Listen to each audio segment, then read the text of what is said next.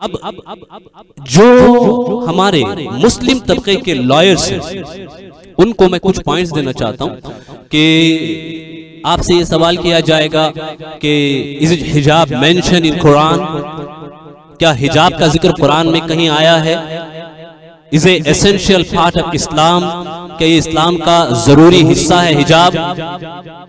تو میں کہتا ہوں کہ ہاں، یہ مسلمان بچیوں کے وجود کا ضروری حصہ ہے، یہ ان کی پہچان ہے، it is their identity، یہ ان کی شناخت ہے۔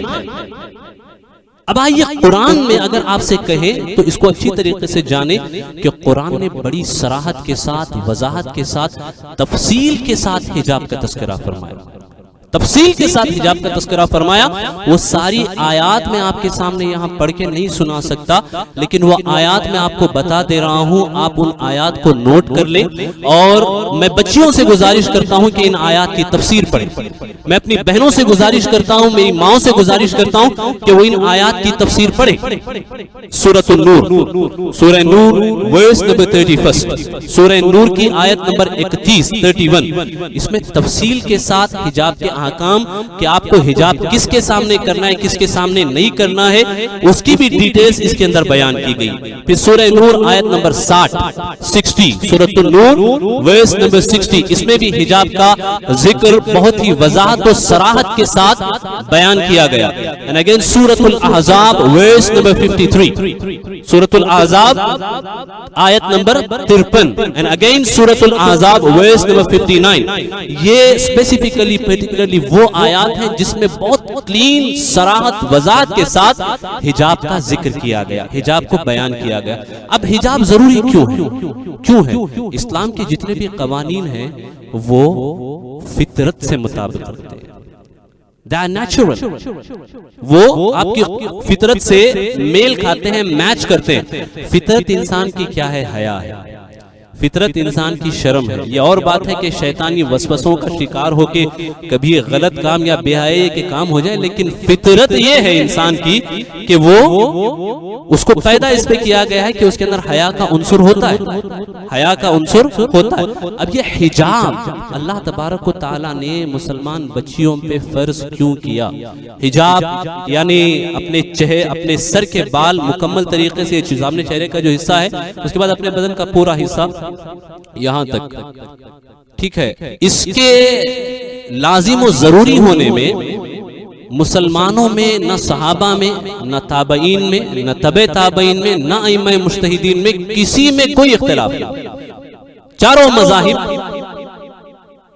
حجاب کے حوالے سے متفقہ قول کرتے ہیں یہ اسلام کا ضروری حصہ ہے اور اس کو اپنانا لازم و ضروری، it is not just an optional in اسلام۔ اسلامی تعلیمات کے حساب سے یہ آپشنل نہیں ہے، is obligatory، یہ لازم و ضروری ہے۔ جو ایسا نہیں کریں گے وہ گناہ کا شکار ہوں گے، وہ گناہ کا شکار ہوں گے، ان سے باس پرس ہوگی، اللہ تبارک و تعالیٰ ان سے پوچھے گا، چونکہ یہ حجاب کسی انسان کا بنایا ہوا قانون نہیں ہے، یہ اللہ کا بنایا ہوا قانون ہے۔ کیوں؟ آج آپ دیکھتے ہوں گے کہ بے حیائی کی وجہ سے ایک مرض ایسا پیدا ہوتا ہے جس کو HIV کہا جاتا ہے، اور اس کا علاج بہت دشوار ہے، بہت دشوار، ٹھیک۔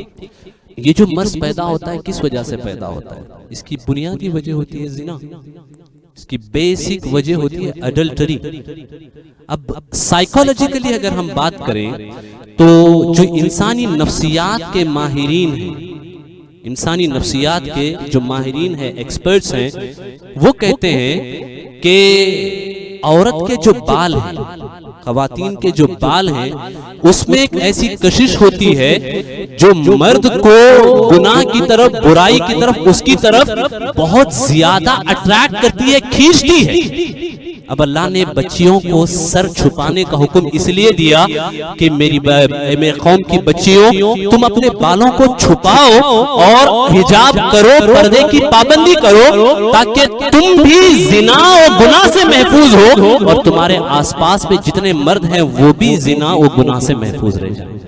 اسلام جڑ سے برائی کو ختم کرنے کا قائل ہے، اس لیے علاج وہاں کیا جاتا ہے جہاں سے یہ برائی پیدا ہونے کا اندیشہ ہوتا ہے۔ حجاب کی پابندی کرو۔ پھر حدیث میں حضور اکرم صلی اللہ تعالی علیہ وسلم نے فرمایا، رسول گرامی وقار صلی اللہ علیہ وسلم نے فرمایا مسلمان خواتین کو کہ تم بالوں میں کنگھی زیادہ کیا کرو، مسواک کیا کرو اور اپنے پردے کا اہتمام کیا کرو، کیونکہ بالوں کا جو اہتمام نہیں کرتے وہیں سے کثرت زنا کے اسباب پیدا ہوتے ہیں۔